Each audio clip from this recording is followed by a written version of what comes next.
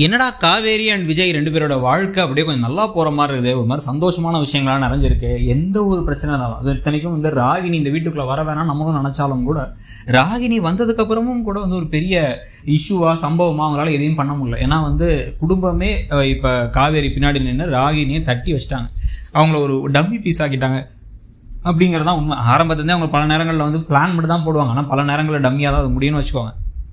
அப்படின்னு நம்ம பெருமைப்பட்டு சந்தோஷப்பட்டு இந்த கதை கொஞ்சம் நல்லா போகுதில்ல, ஒரு மாதிரி சந்தோஷமாக இருக்குது. இந்த பக்கம் வந்து வீக்கா ஃபேன்ஸ்லாம் அதிகமாகிட்டே வந்து விஜய் அண்ட் காவேரியுடைய ரொமான்ஸ் காட்சிகள் அவங்க ரெண்டு பேரும் பேசுறது கிண்டல் பண்ணுறது அப்படின்லாம் வர பேசிகிட்டு இருக்காங்கன்னு பார்க்கும்பொழுது மெயினான கதைக்குள்ளே கடன்னு போக ஆரம்பிச்சதன் விளைவு இப்போ என்ன ஆயிடுச்சு அப்படின்னா வந்து ஆக்சுவல் வில்லி யாருன்னு பார்த்தா ராகினி இல்லைப்பா, அது வந்து யமுனா தான் அப்படிங்கிறது தெளிவாக தெரிஞ்சிருது.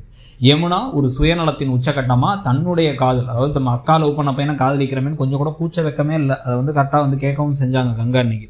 ஸோ இப்போ அவங்க என்ன பண்ணுறாங்க அப்படின்னா வந்து இதை பார், என்ன நடந்தாலும் சரி எது நடந்தாலும் சரி எனக்கு நிவின் வேணும் அப்படிங்கிறத வந்து நான் வந்து எவ்வளோ ட்ரை பண்ணாலும் அதை கெடுக்கிறது யார் அப்படின்னா வந்து காவேரி அக்கா தான். ஏன்னா காவேரி அக்காவுக்கும் நிவினுக்கு இடையில ஒரு கள்ள உறவு இருக்குது, அவங்க ரெண்டு பேரும் வந்து இப்போ விஜயை விட்டு வந்து வரப்போகிறாங்க அப்படிங்கிற மாதிரிலாம் வந்து ஒரு வசனத்தை பேசிகிட்டு இருக்காங்க. இதை தான் நான் அடுத்து கங்காட்டையும் சொல்ல போகிறாங்க. கங்கா இதெல்லாம் உண்மையானு கேட்டு வெக்கமாலை ஆடி உனக்கு நம்ம குடும்பத்தை பற்றி என்ன நினைக்கிற, விஜய் எவ்வளோ நல்லவர் தெரியுமா அப்படின்னு அவங்களும் வேறு தனியாக வந்து பேச போகிறாங்க. முன்னாள் காதலோட ஓடி போக திட்டம் போட்டிருக்காங்க காவேரிங்கிற மாதிரி, காவேரியை நோகடிக்கிற மாதிரி வார்த்தைகளை அவங்களும் பேச போகிறாங்க. இப்போ தான் கங்காவும் காவேரியும் திருப்பி சேர்ந்தாங்க, அதுலேயும் ஒரு விரிசலை, விஜய் காவேரி இடையில ஒரு விரிசல், கங்கா காவேரி இடையில ஒரு விரிசல்னு எல்லா விரிசலையும் உண்டு பண்ணுற வேலையை யமுனாவும் நிவினும் கரெக்டாக பார்த்துக்கிட்டு இருக்காங்க. ஆனால் இப்போ எல்லா கோபமும் வருத்தமும் எங்கே வந்து நிற்கும் காவேரிக்கு அப்படின்னு வந்து பார்த்தா இது எல்லாத்துக்கும் காரணம் இந்த விஜய் தான்.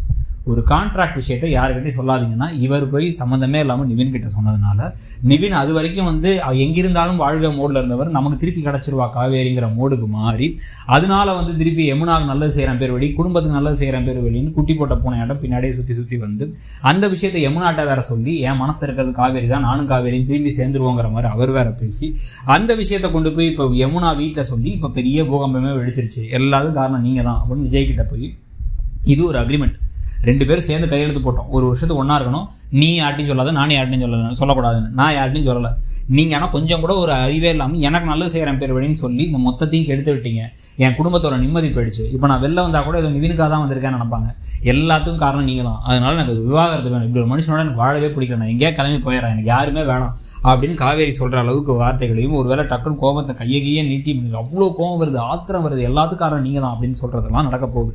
ஆனால் அப்போ வச்சு ஈகோ பார்க்காம டக்குன்னு அப்படி மட்டும் உங்கள் வாயை திறந்து கேட்டால் கரெக்டாக இருக்கும். ஏன்னா வாயை திறந்து நேரடியாக விஜய் கிட்ட கேட்டால் விஜயும் வந்து வாயை திறந்து வந்து அது அப்போமா இப்போ கிடையாது, இப்போ எனக்கு உனக்கு நிஜமாவே பிடிச்சிருக்குது, தயவு செஞ்சு அதை புரிஞ்சுக்கோ, என்னை விட்டு போயிடாது அப்படின்னு அவரும் சொன்னால் கரெக்டாக இருக்கும். ஆனால் அப்படி சொன்னால் சுபம் போட்டு கதை முடிஞ்சிருமே அப்படின்னு நினைக்கும் போது நீங்கள் வெண்ணிலாவை கொண்டு வந்துருங்க, வெண்ணிலாவை கொண்டு வந்து கதையை வேறு மாதிரி கூட கொண்டு போய்ங்க. இந்த நிவின் யமுனாவால் காவேரி விஜய் பிரிகிற காட்சிகள் வந்து ரொம்பவே கொடூரமாக இருக்க மாதிரி தோணுது. உங்களுக்கு என்ன தோணுதுங்கிறத சொல்லுங்கள். தேங்க்யூ.